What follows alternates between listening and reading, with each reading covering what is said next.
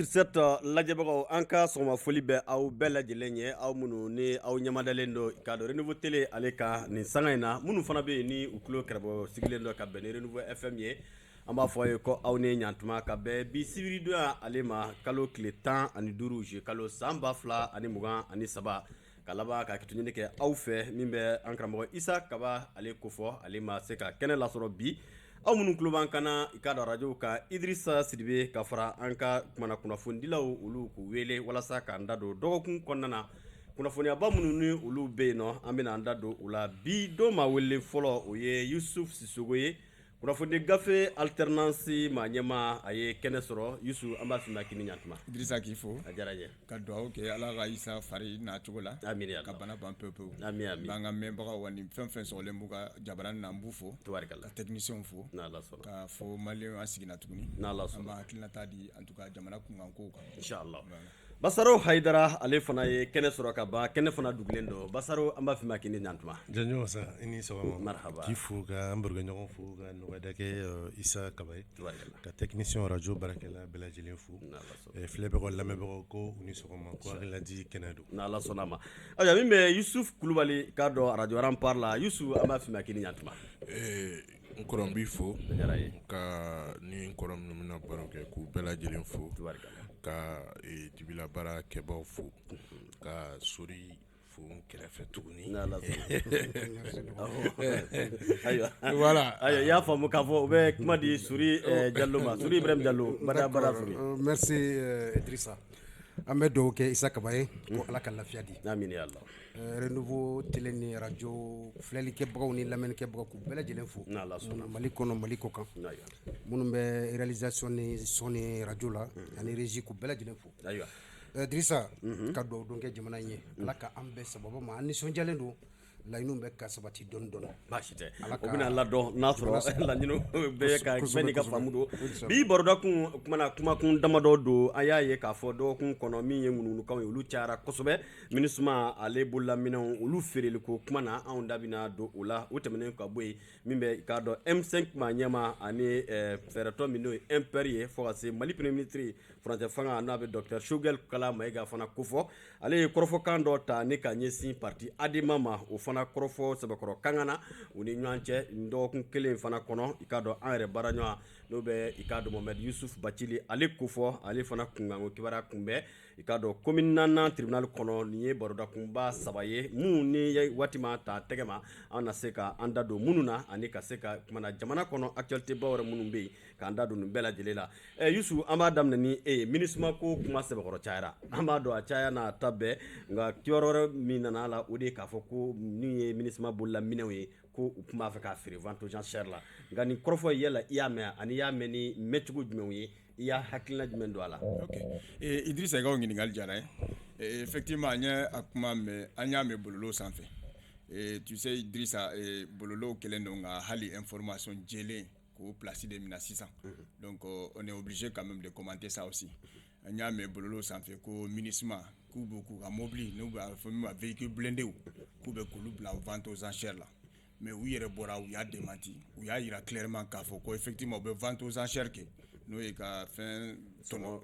voilà ko donc mais k'u b'a kɛ fɛn minnu la ko y'u ka nɛgɛkolon minnu bɛ yen n'olu tɛ se ka utiliser k'u bɛ o de kɛ vente aux enchères ye ko mais ko min ye mobili ye k'olu to o tɛ olu ka sariya yɛrɛ la o Nations Unies sariya yɛrɛ t'u permis k'u ka blindé ko k'olu feere k'o t'u ka sariya la ko donc ko mɔgɔ minnu y'o fɔ ko tiɲɛ tɛ bi tiɲɛ tɛ sini donc n'i y'a jateminɛ effectivement kuma in ni tiɲɛ ka jan dɔɔni parce que n'i y'a jateminɛ arme ko bɛ cogo min Idrissa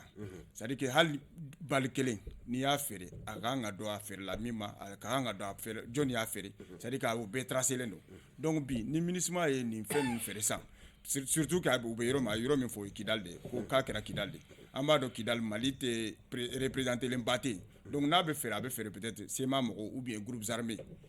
terroristes mais n'o kɛra peut-être groupes armés terroristes de la ka blindé dɔw minɛ u de la ka armée ta dɔw minɛ ka tɛmɛ u de la peut-être hali ka MINUSMA ta dɔw minɛ mais ka lien k'u ni ɲɔgɔn cɛ ko MINUSMA bɛ ka nin kɛ kuma dɔ la n'o ye tiɲɛ sabababa n'o bɛnnen bɛ sababa donc o kɔrɔ c'est à dire que u ye kuma min fɔ bɛɛ bɛ se k'i ta fɔ mais en réalité ne ma dala ni tiɲɛ don. Alors Basaro ni kuma ye n'i y'a jateminɛ vente aux enchères déjà ni peut-être a kan mɔgɔ yɛrɛ k'o faamu kelen filanan ye min ye k'a fɔ ko MINUSMA ka nin kɛ est ce que a ka kan ka bali maa la walima a bɛ se ka bila minɛ jumɛn kɔnɔ e yɛrɛ ka yira. Balinako don balinako de jɔn masa vente aux enchères ye feere min ni sariyaw yɛrɛ b'a la sariyaw b'a la puis waatiw bɛ boloda la waatiw b'a la c'est à dire maa minnu kan ka kɛ a bɛ kɛ waati joli kɔnɔ minɛn bɛ feere olu kibaruya kan ka di mɔgɔw ma les gens ont le temps k'u préparer minɛn bɛɛ kama donc vente aux enchères a bɛ kɛ o cogo la a tɛ kɛ k'a sɔrɔ minɛn minnu kan ka feere n'olu ma publier ka sɔngɔ d'u ma maintenant sɔngɔ nin kɔfɛ sa min bɛ se ka san sɔngɔ min na. ouais mais o ye Mali sariya ye dɛ est ce que o bɛ don peut-être Nations Unies fana kan. Mena o ye Mali sariya ye o bɛ Mali de kɔnɔ au fait donc ni vente aux enchères bɛ kɛ Mali la en principe a kan ka kɛ ni Mali sariya de ye maintenant au delà de ça ne ye kuma in mɛn comme kura fɔ cogo min na bɛɛ ye bɔlɔlɔ de sanfɛ mais sauf que mɔgɔ min y'a publier bɔlɔlɔ sanfɛ mɔgɔ si tɛ se k'a tigi identifier a ka information bɛɛ b'o cogo kelen na c'est quelqu'un qui n'est pas identifiable ala tɔgɔ ni fɛn je crois kɔrɔnfɛ tɔgɔ dɔ de b'a la mais la personne n'est pas identifiable c'est à dire a bɛ se ka kɛ fo compte au delà de cela n'i ye opération de maintien de la paix n'i ye o jate minɛ min fɔra a bɛ bali mɔgɔw la cogo di parce que opération de maintien de la paix Nations Unies la kulu min ni ale sigilen don ka se ka dɛmɛ don jamana ma gɛlɛya bɛ jamana min kɔnɔ walasa bɛɛ bɛ se ka sabati cogo mais est-ce que o kɔrɔ ko kɛlɛkɛminɛ b'u bolo o kulu in bolo la est-ce que kɛlɛkɛcɛ b'u bolo la voilà pourquoi i b'a ye ni opération de maintien de la paix bɛ kɛ diɲɛ dugu o dugu la jamana wɛrɛw de bɛ contribuer à la qu'on appelle des contributeurs de troupes et de matériel donc e tɛ se ka wali minɛ singa kana k'i bɛn'o feere jamana wɛrɛ la vente aux enchères la o de y'a balina ko yɔrɔ fɔlɔ. oui mais Basaro e b'a fɛ k'a fɔ ko minɛn ninnu tɛ peut-être opération tɔgɔ la de wa peut-être singanen de don wa jamana wɛrɛw fɛ. jamana wɛrɛw ka minɛnw de don ne tɛ a bɛna fɔ an bɛɛ hakili b'a la MINUSMA bɛna wagati min na mɔgɔ caman 4x4 minɛna k'o louer yan halisa a bɛ location na e tɛ se k'o minɛ k'o louer location na don dɔ la k'i bɛ wuli k'i b'o feere c'est pas possible au fait n'i tilara a tigi ka minɛn de bɛ se k'a ma maintenant feere bɛ dépend a tigi la et comme je l'ai dit c'est les pays qui contribuent en troupes et en matériel de combat ni sɔrɔsi fɛn bɛ na i b'a sɔrɔ n'a kɛlɛkɛminɛn mɛn na ni avion min bɛ di dɔw bɛ yen i b'a sɔrɔ olu tɛ mɔgɔ di mais olu bɛ kɛlɛkɛminɛnw di donc Nations Unies ta tɛ mais jamanaw de ta don donc jamana ta ye fɛn min ye olu tɛ se ka feere mais Nations Unies ta ye jumɛn de ye sisan ni u nana sisan ni opération sigira i b'a sɔrɔ minɛn dɔw bɛ yen olu tɛ bɔ jamana wɛrɛ kɔnɔ quand ils ont besoin d'ordinateur yanni ka taa k'i bɛ taa ordinateur louer n'i y'a jateminɛ san 1 san 2 san 3 o location prix ni ordinateur san siɲɛ 1 ni climatiseur san siɲɛ 1 c'est beaucoup plus rentable k'i bɛ t'o fɛ maintenant ni clair b'o di jamana jumɛn de ma parce que jamana ta tɛ o ye olu sanna sur place mais n'olu sanna olu de bɛ bila vente aux enchères la donc o de ye ko in dabaliban yɔrɔ ye fɔlɔ o ye kelen ye filanan o ye jumɛn ye n'i ye comment on appelle les résolutions yɛrɛ kalan a bɛ mɔgɔ dabali ban parce que résolution kɔnɔ jumɛn de fɔ ni résolution kɔnɔ ko le processus c'est de liquidation des matériels k'o bɛ daminɛ en janvier 2024 janvier 2024 de o processus bɛ daminɛ équipe dɔw yɛrɛ bɛ to sur place pour que le processus fait jusqu'à terme. Alors, donc c'est comme si matériel be fara ɲɔgɔn kan fɔlɔ donc départ kɔfɛ de départ kɔfɛ mɔgɔ dɔw bɛ to sur place dans la résolution c'est bien écrit 3e page c'est bien écrit que c'est en janvier 2024 que le processus de liquidation va commencer avec une équipe restreinte qui va rester sur place au kɔrɔ ça veut dire 2024 sera janvier 2024 o b'a sɔrɔ comme 31 la fɔra ko u ka mission bɛ ban bɛɛ bɛ taa mais a damadɔ bɛ to yan minɛn minnu b'u bolo o jateminɛ bɛ kɛ donc o processus de liquidation bɛ bila en place résolution min votera il y a même pas 15 jours n'a fɔra ko minɛ feere daminɛ ko la dɔw bɛ mɔgɔ dabali ban. maintenant Isu munna peut-être mɔgɔw bɛ se ka importance ba don n'a fɔ jusqu'à ce que mɔgɔw b'u intéressé à la en même temps MINUSMA fana bɛ bɔ ka peut-être kɔrɔfɔ dɔ fɔ a ko kan e bɛ se k'o faamu cogo di. Ka segin k'i fo ka n fɔ fara n kɔrɔw ta kan k'a fɔ Isa ye k'Ala ka nɔgɔya kɛ ka bana ji bɔ ne bɛ se ka fɛn fɔlɔ min fɔ o de ye peut-être n kɔrɔkɛw bɛ ka taga processus normal de la ni a bɛ kɛ normalement a kan ka kɛ tan tɔ de mais fɔlɔ ye min ye ni kunnafoni ninnu bɔra min parce que kunnafoni ye fɛn dɔ ye hali n'i ko i bɛ kunnafoni kolon dilan f'i ka élément dɔw voilà f'i ka bolominɛ yɔrɔ dɔw ka sɔrɔ hali kunnafoni kolon ninnu yɛrɛ fana na donc an ɲɛ bɛ min na o de ye fɔlɔ ye min ye siga tɛ min na kunnafoni bɔra fo kidalikaw yɛrɛ de fɛ a fɔra cogoya min na mais Basaro ko a vérifier ma nɔgɔn dɛ ayisa o tɛ o an ye imagew ye ka kumakanw y'a kɔrɔ kumakan minnu bɛ yen nɔ n'u bɛ se ka interpréter n'a kumakanw bɛ se ka dɔn donc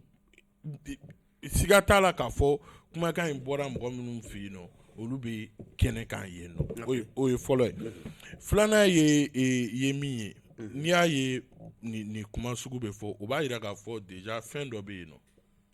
fɛn fɔlɔ-fɔlɔ ye min ye ko ne bɛ se ka kala turu min kan o de ye k'a fɔ déjà depuis ne kan tɛ sɛbɛnni yɛrɛ ma depuis ne ye vidéo ye ne ye interprétation fɔlɔ-fɔlɔ min k'a la o de ye k'a fɔ kidalikaw yɛrɛ y'u kɔ don MINUSMA na ka ban kuma min bɛ yen nɔ ni o tun bɛ ka fɔ wagati jan k'a fɔ ko ni MINUSMA y'a kɔ dun an bɛ jahanama ye an ɲɛna o ye ne ka interprétation fɔlɔ-fɔlɔ ye quoi o kɔrɔ parce que n'i ye vidéo in jateminɛ maa min bɛ ka kuma i b'a ye k'a fɔ a bɛ k'a kɛ avec ironie a bɛ ka yɛlɛko don a kɔrɔ o b'a jira ka ban k'a fɔ ko MINUSMA DEI kɛra olu fɛ quoi et puis an bɛ kuma min na o y'a ye n'a y'a sɔrɔ ni a kan ka kɛ cogoya min na n'a sɔrɔ an b'o de kɔnɔ mais bi kuma min fɔra an bɛɛ b'a dɔn k'a fɔ ko n'a sɔrɔ tiɲɛ no a ye sariyaw de sɔsɔ n'a sɔrɔ tiɲɛ no parce que déjà ouais mais résolution là déjà basaro ka yela c'est-à-dire attends même non pas imaginable en plus mais résolution fɔlɔ min tara ka na Mali kɔnɔna la o ma labato hali sini résolution fɔlɔ min tara Nations Unies fɛ u kana Mali kɔnɔna la o ma labato c'est pas peut-être à négliger ce n'est pas du tout à négliger an de b'an ka précaution ta tiɲɛ don tiɲɛ tɛ o jamana kan k'a ka précaution ta pour que n'a sɔrɔ tiɲɛ don a ka se k'a kunbɛn joona wa hali n'a sɔrɔ tiɲɛ tɛ k'a fɔ ko fɛnmisɛnnin dɔw de bɛ yen ou bien ko mɔgɔ dɔw de bɛ yen nɔ MINUSMA ka terrain kan parce que résolution bɛ ta mɔgɔ dɔw fana bɛ se ka kɛ terrain kan u bɛ se ka ko wɛrɛ kɔ a fɔra ko jamanaw b'u ka contributeurs de bɛ yen nɔ je suis d'accord mais ni contributeur min ka minɛn tiɲɛna dun n'a fɔra i ɲɛna k'i ka minɛn tiɲɛna dun i bɛ mun de kɛ sorry déjà a minɛnko in kuma bɛ ka caya e yɛrɛ bɛ ka e kibaruya mɛn en même temps i y'a lajɛ i y'a analyser i ye mun faamuya a kɔrɔfɔ kɔnɔna na d'accord Idrissa an bɛ segin k'i fo i b'a dɔn bamananw b'a fɔ ko fɛn min bɛ se k'i kunu kana sɔn a ka nɛn da i la k'i nɛmu jɛ kɔnɔna la mɔgɔ dɔw bɛ yen ni n'u jɛra n'aw farala faracogo ɲuman na a ka ca Ala fɛ laɲini bɛɛ bɛ sabati côté fila bɛɛ la mais ni faracogo ma ɲa fɛɛrɛ bɛɛ bɛ tigɛ côté dɔw fɛ pour que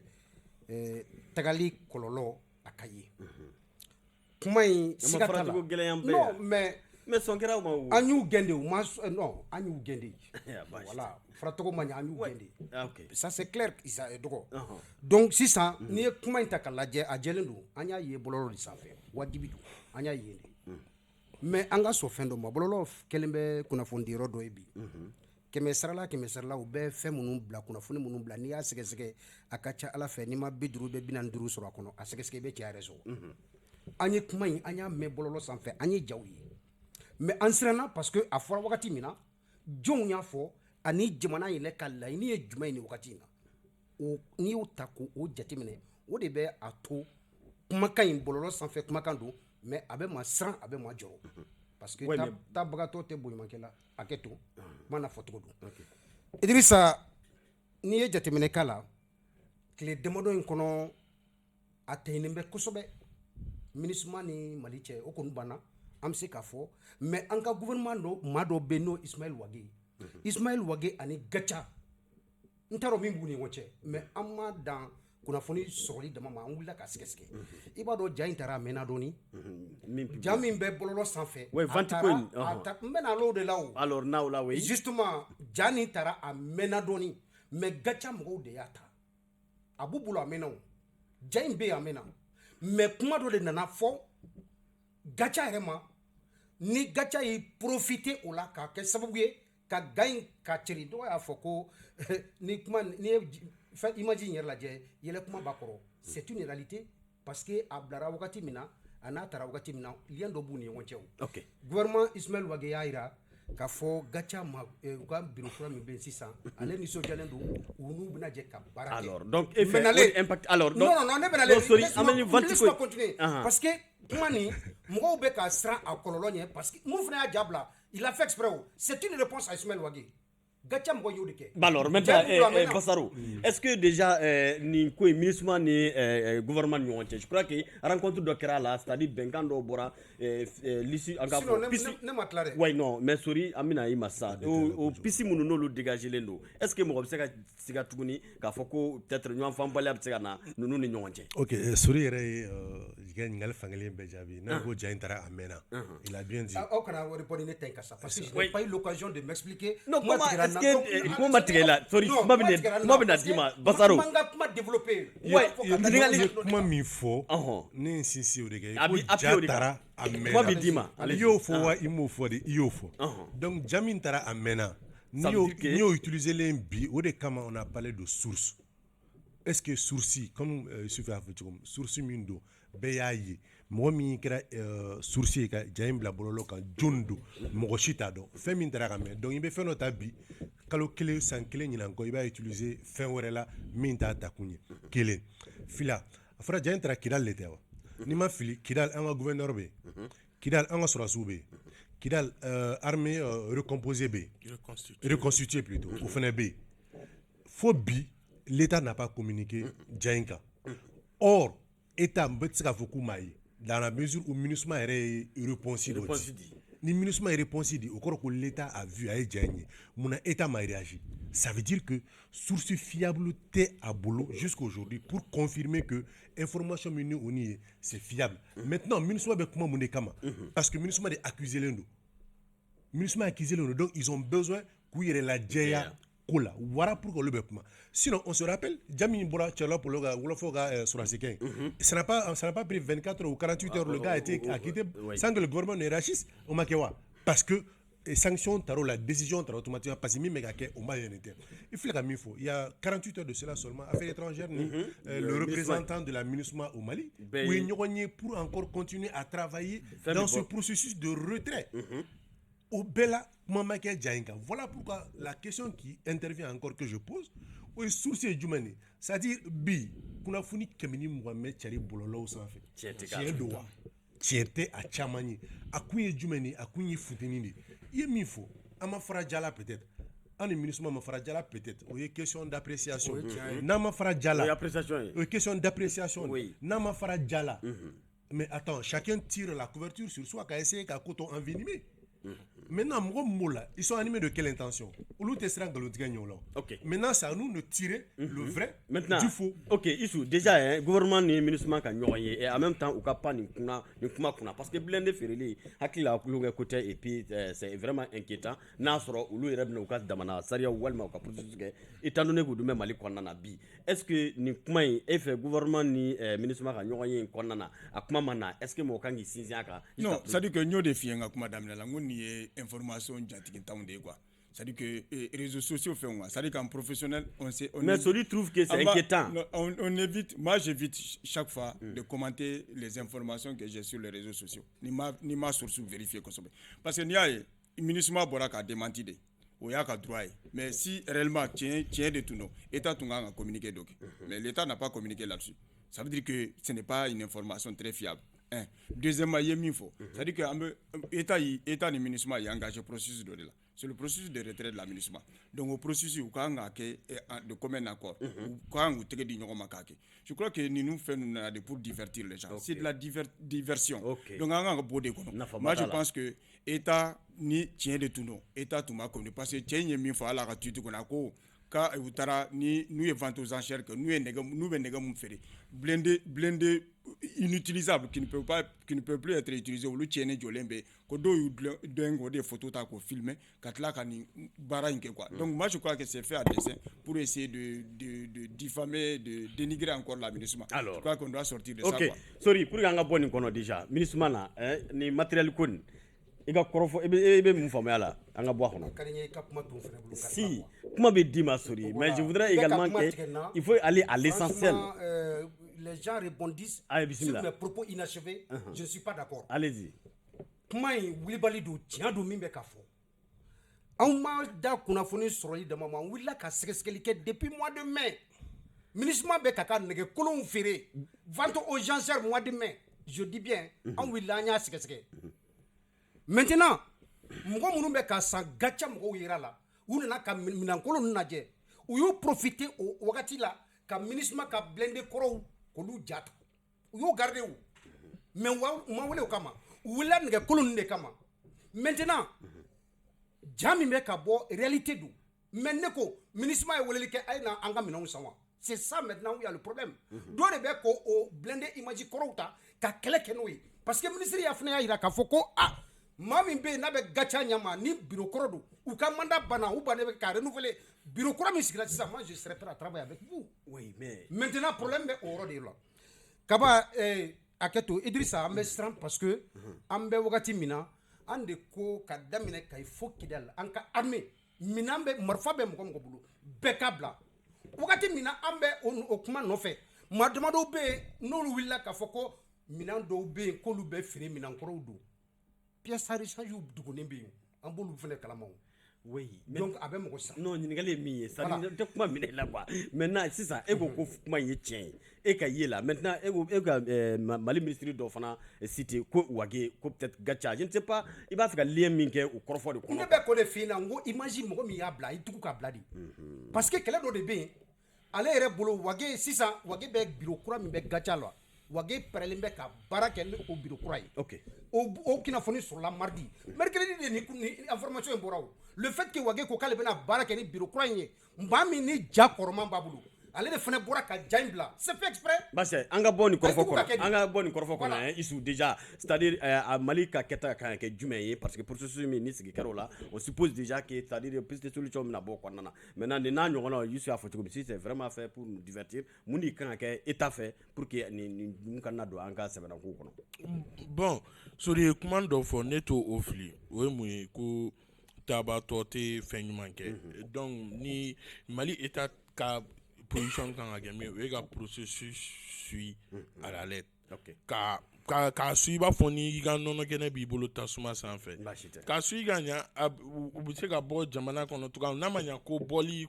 daminɛna ka ban u bɛ se ka bɔ jamana kɔnɔ cogoya min na o ɲuman na ka sɔrɔ kɔlɔlɔ ma y'a la jamana denw kan ne bɛ nin bila cadre kelen min kɔnɔ i b'a fɔ jamana ye communiqué min kɛ k'a fɔ ko ni baarakɛla minnu ni partenaire minnu tun bɛ MINUSMA bolo ça veut dire que an kan ka kɔlɔsi kɛ a fɛn bɛɛ la hali u bɔcogo u bɛna bɔ ni minɛnw ye cogo di u bɛna taa ka minɛn jumɛnw to an fɛ yan yali u bɛna taa ka minnu to yan a tɛ se ka kɛ tila ka kɛ kɔlɔlɔ ye an ka environnement ma wa avec le temps o bɛɛ de ye kumaw ye ne b'a fɔ ne tɛ nin minɛ i b'a fɔ ko kunnafoni fu ten tɔ ne b'a minɛ i b'a fɔ kunnafoni min kan ka kɛ décliquer jamana marabagaw fan fɛ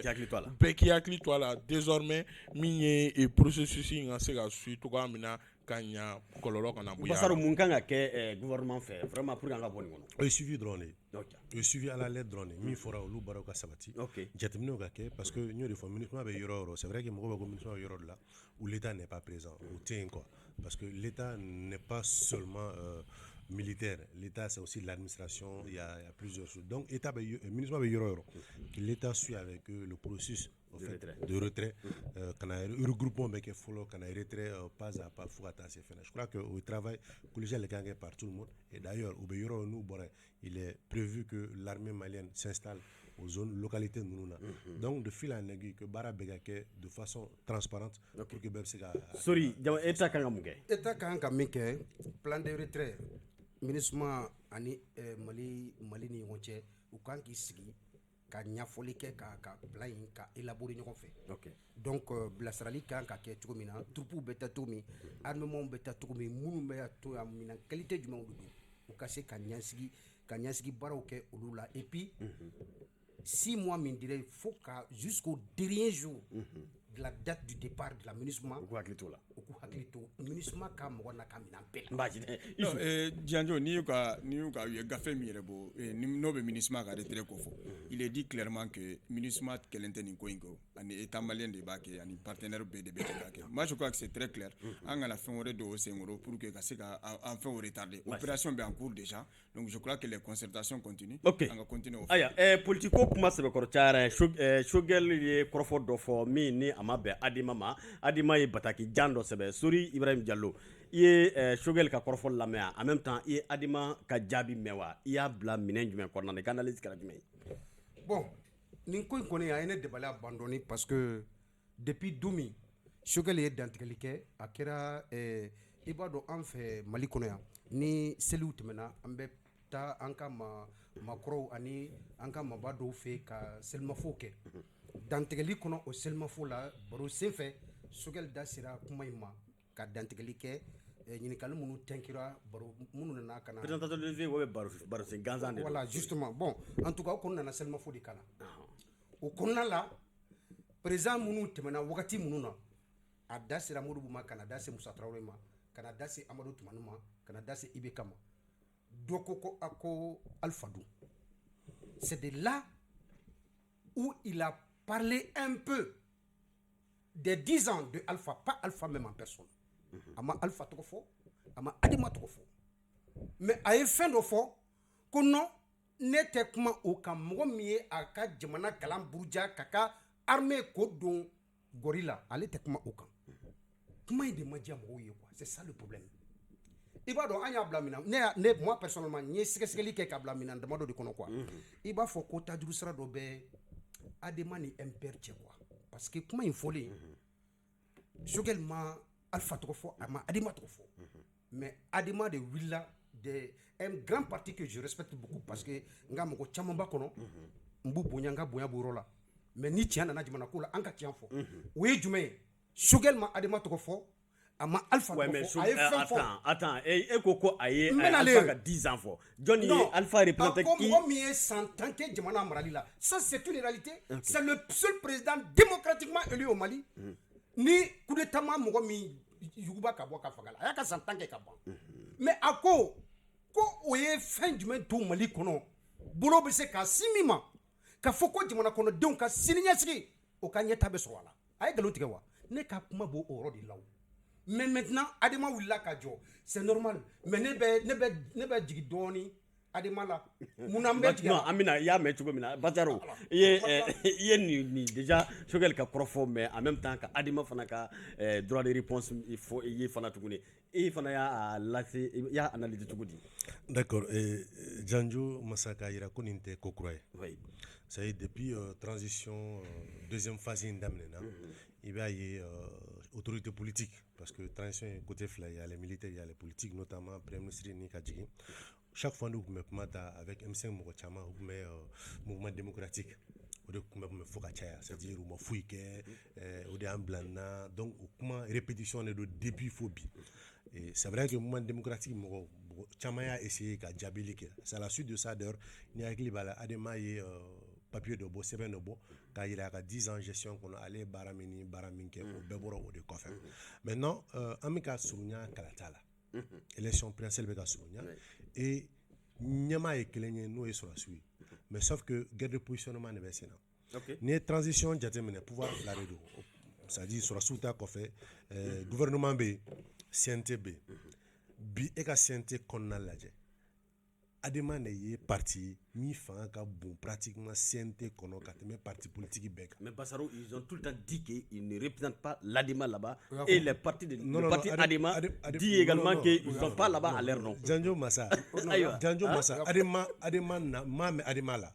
il faut arriver Janjo oui non mais Adama y'a fɔ yan non Adama y'a fɔ ani minnu b'a secrétaire à la communication minnu b'a kɔnɔ min b'a kɔnɔ bi c'est qui c'est le seul parti min ka président b'a kɔnɔ pratiquement grand parti min ka président bɛ CNT la c'est l'Adama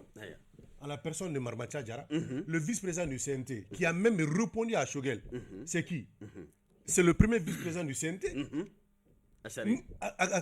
Norte John Bay. En fait, c'est ça aussi le problème. Donc, on met guerre de positionnement de là. Et Choguel sait qu'aujourd'hui, danger, il risque même mouvement démocratique. M5 il est Kabi, oui, Adema des follow. Donc, on continue à aller, ça y est, dans le dénigrement, ou à bilan mani. Au début, c'est qu'à tout, femme imbu la CNT créée, ni obsèque à répercuter l'élection nata nounouna. Ou anéanti. Au kele drone baissé. Sinon tout le reste là, il va être folklore. Alors Issou, Daniel, tiens l'année quand il me domi, il Dabaliba. Parce que venant d'un premier ministre,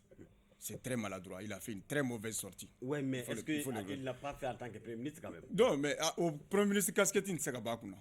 Le premier ministre, il veut jamana jong faranonga. J'ai senti à propos là, il y a de la haine vis-à-vis d'Alpha. Deuxièmement, de la haine vis-à-vis du mouvement démocratique. Ça, aucun démocrate ne doit s'accommoder de ça. Bekango condamné. Et Flana est Minfo. Franchement, est-ce que je me demande, ça dit qu'il a joué le rôle d'activiste, un premier ministre activiste, ce n'est pas bon pour un pays.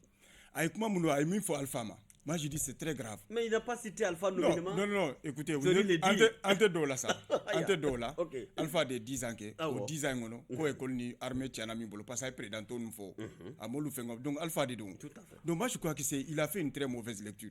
N'tena ya pour défendre le bilan de l'ADEMA. Mais franchement ni Alpha attaqué c'est comme ni mouvement démocratique attaqué. Et au-delà de l'ADEMA, tous ceux qui sont démocrates doivent vraiment se sentir en tout cas concernés. Donc moi je crois que Shogel a fait une très mauvaise sortie en tant que premier ministre. Il a fait une mauvaise sortie. Il n'a même pas rendu service à Assimi.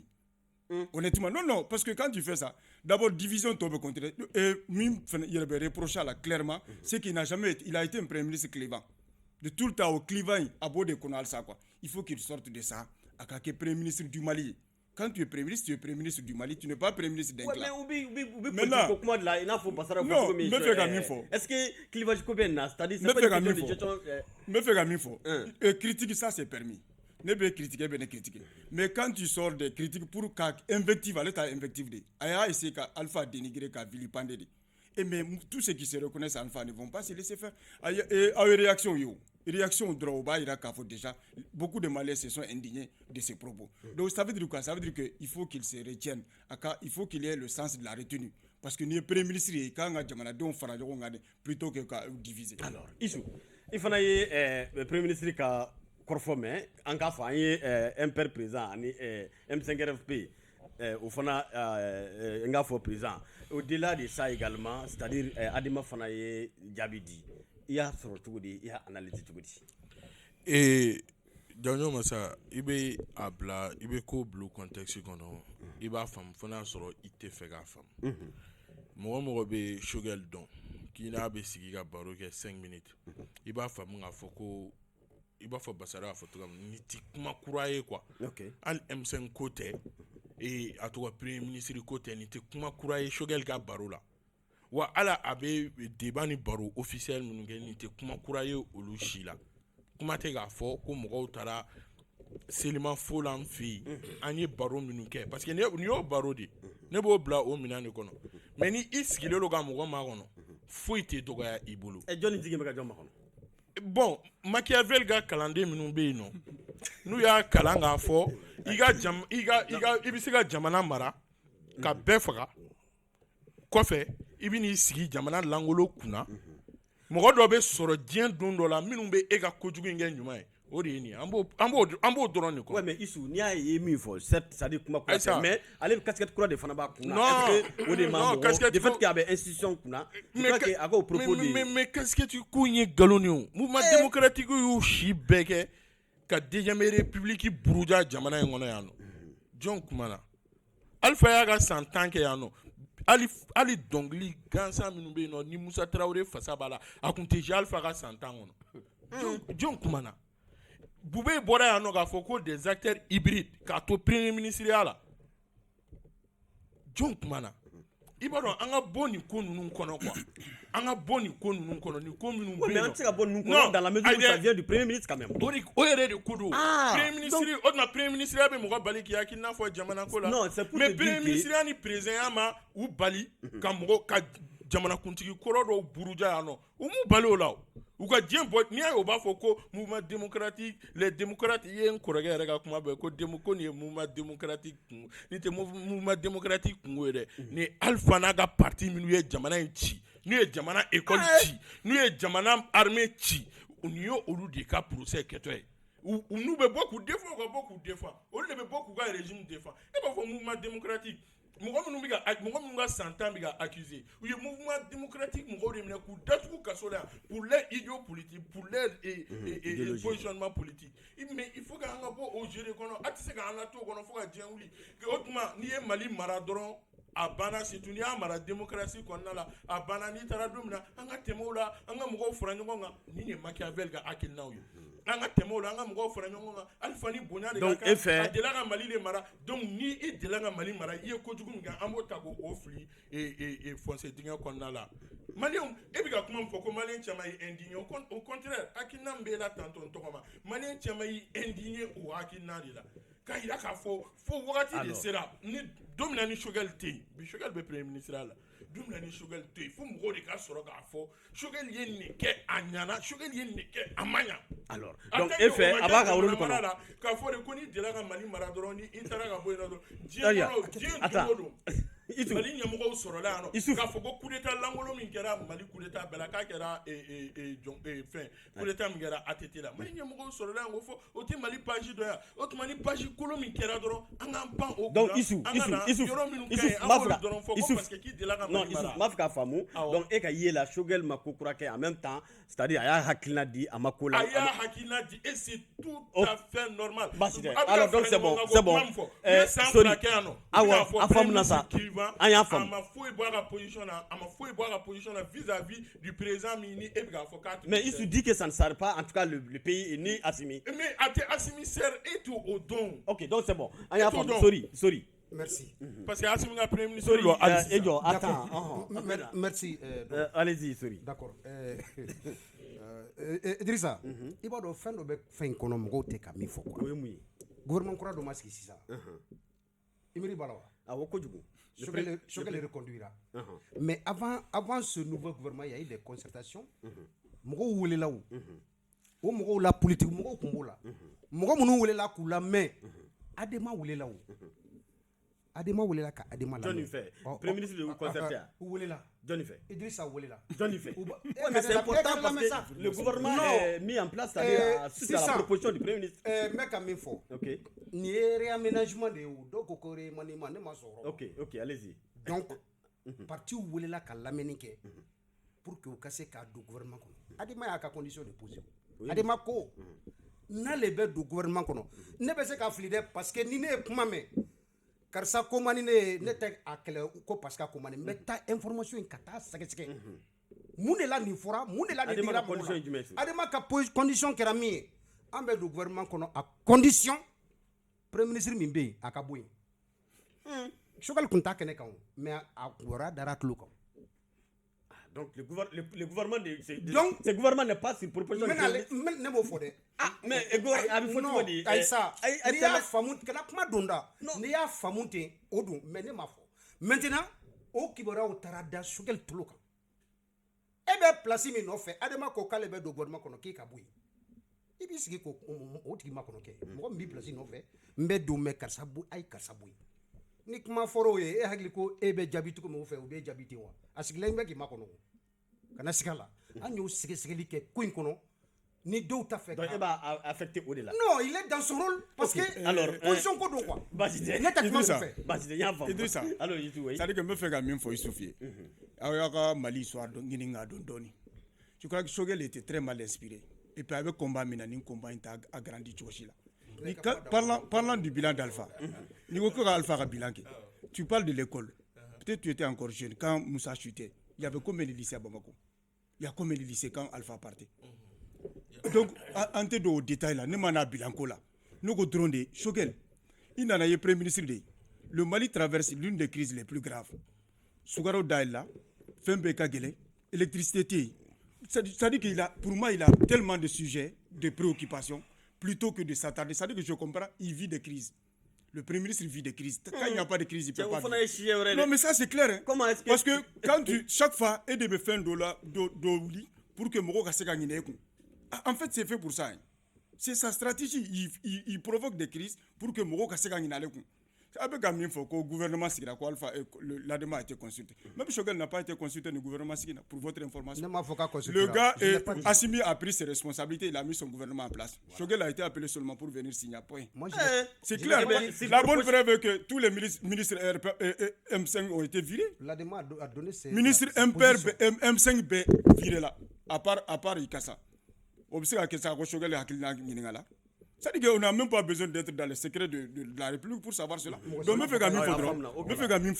franchement, j'ai dit, je le répète encore, préoccupation au Mali la bi, souci, défi pas de Bambolo bi. Parce que d'abord, on est à 7 mois de la fin des élections, de la fin de la transition. On ne sait même pas de quoi demain sera fait. Élection Kobe Daboula Djumana. Il a tellement de sujets de préoccupation à qui n'y est sur le massa, à Alpha Toui. Parce qu'il y a Alpha, on fait Alpha là, on sait que Mali problème, il y en a bien. Et surtout parlant du bilan, j'ai dit, je le répète, après Modibo Keita, président Mana, qui avait une vision pour le Mali Alpha Nebo Europe. Je suis prêt à faire le débat autour de ça. Donc ne me fais qu'à m'info. Avec à comparer Moussa Mima. C'est le jour et la nuit. On est au débat là. Moussa et Alpha, c'est le jour et la nuit. Donc il faut que Moroko donc Agabo non Moussa je suis Alpha Etley donc Agabo kono Mimba Dalabi il sera jugé demain à travers son bilan. À quoi bilan à quoi bilan amélioré plutôt que de s'attarder en tout cas sur les futurités. Alors Bafaro pour qu'on gagne le sujet kono déjà amado en tout cas aye politiquement niko animé parce que amado ni profond c'est kono belera adima fana kono dans la mesure où il est communiqué reste am se ka fo il est lettre abini ka livre yere parce que plus de 3 pages déjà alors e se ka don ka fo nunu bedungo kube français fanga kokoromado ni beko kube asimi yere soutenu au but est-ce que Gelia dotna do kula talinye non Nimi faut ça va revenir encore à cela nous est question de positionnement en bébé marqué le no fait mais bébé fait ka géré atikila kateme do indika donc forcément nabo là deux métaphores comme ben nyama ko karsa flene mo nyama matere on fait na ve ko no ko ni ko exactement en fait au guerre de positionnement chacun veut tirer en fait les bénéfices de la transition peut-être bénéficie sur l'inter à gestion de Rona. Parce qu'il y a aussi, après cela, les gens sont en train de se préparer. Qui serait le candidat des militaires pour les élections? C'est l'élection de présidence. Des candidats des militaires. Les militaires eux-mêmes sont candidats. Au fait, Benika, information d'où les militaires candidats, c'est un plan B, C. Sinon, le plan A, c'est un parti politique. Oui, l'information que moi j'ai. Donc, voilà un peu le processus. Sorry, dit le contraire. Non, même ce gouvernement montre, ni gouvernement politique, ou un gouvernement politique, ça veut dire qu'il est en train de se préparer pour aller aux élections. Mais du moment qu'il a mis des bureaux, ça veut dire ce que ça veut dire. Maintenant, au-delà, c'est-à-dire il y a des théories, il faudra peut-être qu'on en sorte. Pourquoi ma fanga boko non? Parce que il va comme Mali président fouille mas tout. C'est-à-dire coup d'état maka fouille la comme le ma wuli ko karsamay. Maintenant tigi borin mandat kele mandat flamme tegere fatigi ko on m'a dit que nous président nyema so. Donc quand il se dit que Malien on est Machiavel, ça veut dire qu'un bête debout au processus là parce que un bête be tegere fo croyez madame Corlé dénigré. On est dans ce processus, on n'arrive pas à faire le bilan de nos anciens présidents. C'est tant qu'Amadou au bilan du Mani parce que moi il marake chugo Janjo Massa Mambala. Il marake chugo dobe mi mani. Pour ne dire fouille qui a maracono. Sans killer, sans fla, sans savoir. Et surtout qui a mandat ban ou moti al kureta gramino il fait que les gens disent moi ko ni ko sara kureta magemuro qui est là mais les gens sont en train d'applaudir aussi Mourou Youssouf l'a dit kureta gram Moussala bien en train de Moussa nyoko madul garme nyoko bla o makewa mais malgré ça kureta grala o sura sikelo ne fait donc Alpha la même chose o nyoko madeliga na madeligo nyoko présence mais kureta gro fait na baisse donc de ce fait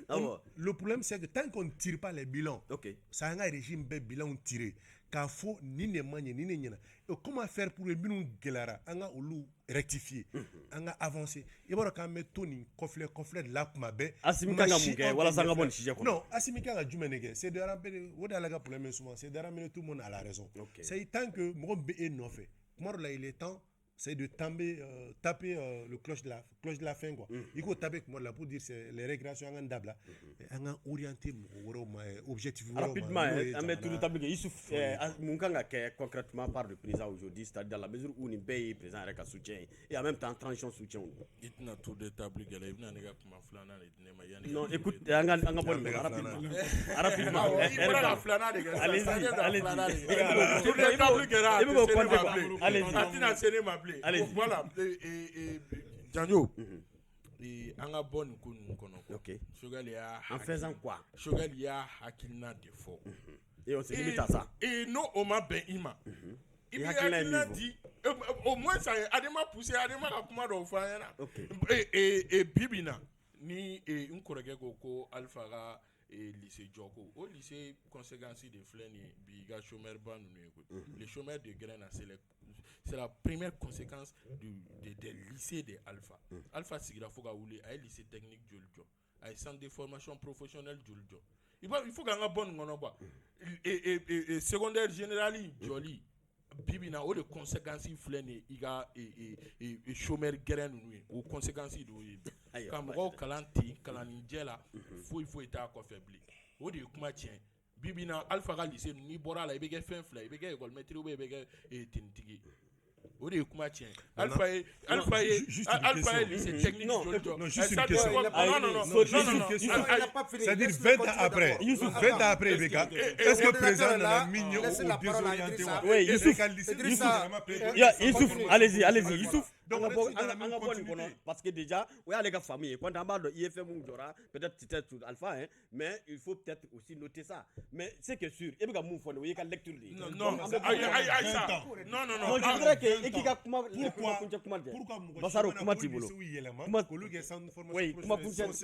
c'est ça. Concrètement, voilà et ɲɛtala bɛ ka girin ka da mɔgɔ bɛ k'an lamɛn hali janjo masa yɛrɛ bɛ ka girin ka da mais i ye fɛn ko kumaw fɔ il faut k'an ka kumaw bila cadre kɔnɔ n tɔgɔma ko de ko lycée n y'o de jaabi Aïssa peut-être i tɛ o e de tɛ se k'a ka kuma fɔ a place la a ko de ko lycée donc n y'o o lycée n bɛ se ka université fana fɔ non Aïssa n y'o o kuma de jaabi et c'est très clair et Sika de Banangabugu ye lycée école technique ye o lycée technique ayi non c'est une école technique professionnel oui mais pas technique OK Youssouf sortons de ça pour que an ka bɔ nin kɔnɔna la an bɛ kuma kelen dɔrɔn de fɔ Choguel y'a fɔ minɛn min kɔnɔ parce que n ye kuma daminɛ ni o de a m'a fɔ k'a fɔ discours officiel la a m'a fɔ min ye mais a y'a fɔ a ka hakilina di yɔrɔ la a y'a fɔ a ka so mɔgɔw nalen a fo min ye a ka hakilina kɔnɔna la et je pense que Mali kɔnɔ bɛɛ bɛ nin kɛ normal yɛrɛ dɔrɔn tɛ dɛ bɛɛ bɛ nin kɛ bɛɛ b'i hakilinata fɔ parce que en tant que an ma sigi i b'a fɔ i y'a fɔ cogoya min na ka régime ninnu bɛɛ lajɛlen bilan kɛ an kana mɔgɔ ci accuser k'a fɔ ko a y'a hakilinata di régime dɔ ka gestion kan sorry bon juste ka bɔ kuma in kɔnɔ moi je voudrais que malien ka sɔn mɔgɔ min ye jamana mara n'a fɔra ko fɛn ka fɔ a ma ni défaut don n'a ka kan ka yɛlɛma u ka sɔn u ka fɔ quoi Adema a b'a ka rôle fɛ parce que Alpha Adema de a ye san 10 kɛ ka jamana mara ma kɛ Adema kɔ ça je suis d'accord mais kuma in fɔra Alpha de Idrissa Alpha ta i ka lajɛ an bɛ san 20 ni kɔ bɔ bi Mali bɛ gɛlɛya kɔnɔ et Alpha mankan kelen jumɛn bɛ jamana kɔnɔ je n'ai pas fini je vous en prie il y a mankan mɛ sorry oui mais c'était ça peut-être non attendez OK mɔgɔ min don sa voix compte OK mɔgɔ ba de don jamana kɔnɔ yan mais jamana bɛɛ ni ka ci ka jamana fara Alpha kelen tɛ a kelen don k'a tɛ Mali kɔnɔ et tu ne trouves pas que normal c'est pas normal o ta da ye dɛ o ta da ye Adema yɛrɛ ka rencontre bɛ kɛ yan Adema ka rencontre bɛ kɛ yan oui sorry an ka bɔ kuma kɔnɔ oui ci bɛ bila Alpha ma hali ta ye Adema yɛrɛ kɛnɛ kan Adema mɔgɔ bɛ sa jamana kɔnɔ président kɔrɔw sara mɔgɔ ma Alpha ye mɔgɔw bɛ ka continuer ka sa furu bɛ kɛ mɔgɔ ma Alpha ye mais aw ta fɔ ka fɔ aw ta fɔ ka fɔ cɛ hali an ka cinquantenaire kɛra yan carte d'invitation dira ma a ma sɔn ka taa ayi sabali sa sisan le temps que Alpha change a ma fɔ c'est pas méchant hein Alpha a ka kan ka yɛlɛma jamana kɔnɔ a kan ka sɔn o ma ni défaut b'a la a tɛ k'a fɔ ma parce que président kɔrɔ de don mɔgɔ ba don o nɔgɔyara vraiment il accepte ça juste ka bɔ nin sujet in kɔnɔ ne ye min ɲini Asimi fɛ bɛɛ bɛ ka réclamer ale de la bɛɛ bɛ k'ale de dɛmɛ donc a ka ni qu'il sonne la fin de la récréation an ka récréation ban parce que jamana bɛ défiw bɛ yen mais mi Alpha ka kuma baliya n'a ka kuma c'est un choix c'est-à-dire qu'il faut respecter le choix des gens très mauvais choix c'est un choix voilà ouais ça peut être OK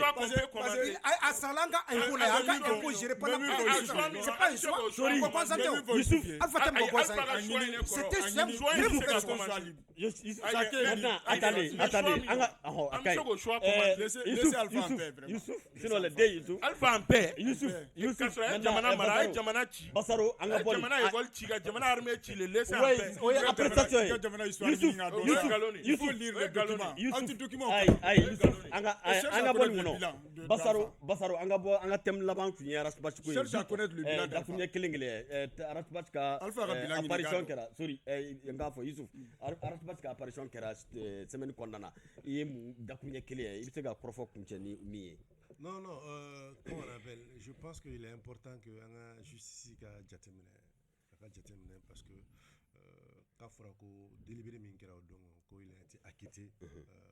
affaire Boubé non oui déclaration min kɛra qu'il a été acquitté c'est toujours triste et regrettable k'a fɔ ko mɔgɔ minɛ k'i datugu ka kalo kɛ kaso la et puis après que a bɛ yira ko i nɔ t'a la ou bien ko baaraw ma kɛ ka ɲɛ c'est toujours triste et regrettable. Je pense que de plus en plus, il faut que la détention soit une exception. C'est-à-dire qu'on a réglé exception pour permettre aux gens, c'est-à-dire qu'à tout mais de répondre à la justice. C'est très important en tout cas. Non, Raspa, tu as fait vraiment comment qu'a gagné parce que ni affaire de justice là, commentaire qu'a gagné mais c'est que sur justice malienne qu'a famille qu'a fait ni en démocratie fiée pas de yoromi ou justice de parce qu'on dit que la justice est manipulée ni principe na la domi min ka do boké parce que ni a jatemine bien be situation min ngono akanga ke malien be ka fara ngonga anga boni kon ngono c'est-à-dire que ça mi fo jugara o ma jugia juju ka la je ka fo vraiment anga seka anga boni ngono pour que malien be ka seki tege di ngoma anga transition soutenue pour que transition anga seka boni ngono parce que transition de fait nyuma jamana ma Mathieu Issouf bon presque kuma tɛ ne bolo a la mais ne bɛ min fɔ u k'an kɔrɔkɛ to yen a ka bɔ an ka segin ka na i b'a fɔ comme il sait bien le faire an ka na an ka adama ka bilan kɛ ɲɔgɔn fɛ o de nɛgɛ bɛ ne la. Ok Tori bon ne kuma in ma nɔgɔn dɔɔnin parce que Issou y'a fɔ kuma min n'a bɛ kiri bunakun kan tout à fait donc i b'i tɔto o la quoi mais ne bɛ min ɲini n baarakɛ ɲɔgɔn don n dɔgɔnin don u ka sabali ka fiɲɛ bɔ da ma sinon la justice malienne a été tout le temps manipulée. C'est un autre sujet. Tout le temps. Alors ça c'est tout le temps. Ok, c'est un autre sujet encore. Donc Tori ni ce hakila emenda fana fara autaka ani mamunu ni olu bɛɛ lajɛlen kulo b'an kana anw yɛrɛ baarakɛ ɲɔgɔn don an kɔrɔkɛ don an b'a ɲini i k'a dɔn k'a fɔ kiritigilamaw fɛ a ka lajɛ i k'a dɔn k'a fɔ hakilisigi ani minɛn jɛlen kɔnɔ walasa kannabila minnu n'olu bɛ se ka kɛ o ka kɛ teliya la a fana ka se ka o kumana baara n'u ko o daminɛ o tuma an bɛ aw fo ka waleɲuman dɔn ka yira la k'a fɔ nin bɛ dansigi bi 7/7 la maa welelen tun ye Yusuf Sisoko ye alternance la ka se Basaro Haidara ma ani ka se Sori Ibrahim Diallo ka se Yusuf Kulubali ma ani ninnu bɛɛ lajɛlen ma an bɛ dugawu kɛ Ala ka i k'a dɔn sibiri wɛrɛ yira an na a k'an bɛn don juma wɛrɛ